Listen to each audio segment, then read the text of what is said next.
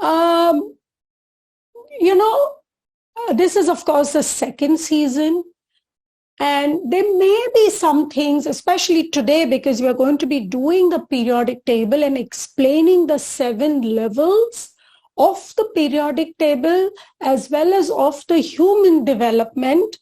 So today is a very important, I would say, lecture or session that creates the base for not just the next 3 sessions with us, but for any other sessions you have in life, or on homeopathy with other teachers or with other homeopaths, or generally, I would say this is a session for our own spiritual growth. Yeah, because it is going to explain us a lot about life itself.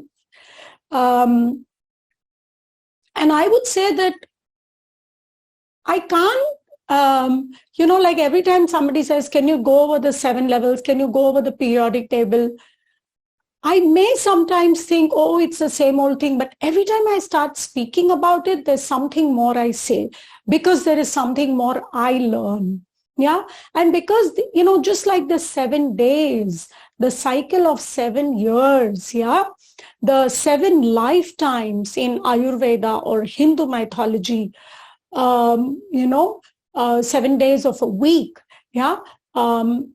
This number 7, and therefore the 7 levels of the periodic table, the 7 chakras, and therefore the 7 endocrine centers of the human body.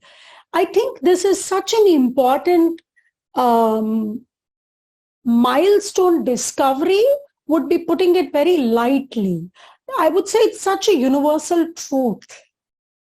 Yeah, that once you understand it, and every time you think about it, you learn something more about it, and there is so much more in this truth. And once you've understood it, it's very easy to see people through these 7 levels. It's very easy to understand your patients. It's very easy to understand people all around you. And one more very important thing, this is more practical rather than, theoretical, spiritual, or academic.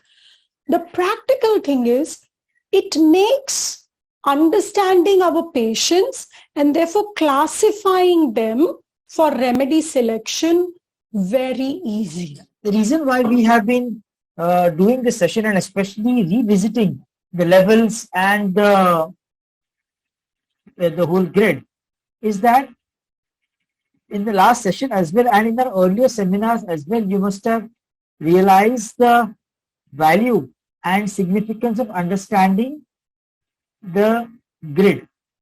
And once you're able to understand the logic of the grid from above downwards, from left to right, it's like a table, yeah, where you can plot remedies, their intensities, their patterns, and similarly you plot the patient's behavior. Yeah, and that makes it very easy for us to make successful prescriptions more precise and more similar, more fine-tuned prescriptions than arbitrary prescriptions. Yeah, it's just like I don't know. I mean, all of us have used the Windows Paint tool, or maybe some paint tool in maybe a Windows or on a Mac. Yeah, and when we want to color something and we don't know what to do, the moment we get a color palette, yeah, we can choose the color and the intensity. And just as the rainbow has 7 colors, yeah, so each personality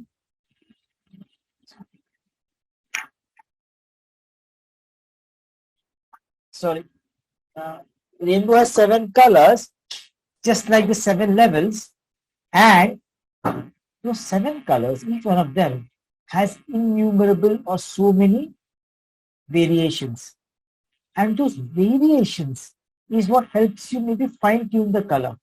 So when we do a case, or when we understand a case and study it, we are looking at the levels, and as we look at the levels, various levels in the case, we fine tune the closer part to our remedy with the shades, and the shades helps us fine tune and come to the right shade what we want. In our case taking, come to the right remedy what we want.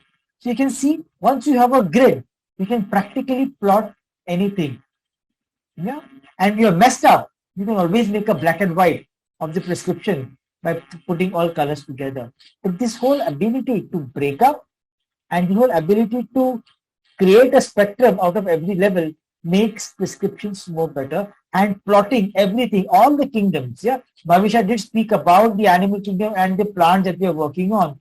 But we have seen the nosodes, the stones, everything can be broken up into the 7 levels and 18 columns. Now, you see, that's why I said that 3 will say there are so many places, and this was more like, I wanted to show 4. So 3 shows that there are so many places, and 4 is a little bit like, I can go, but I come back.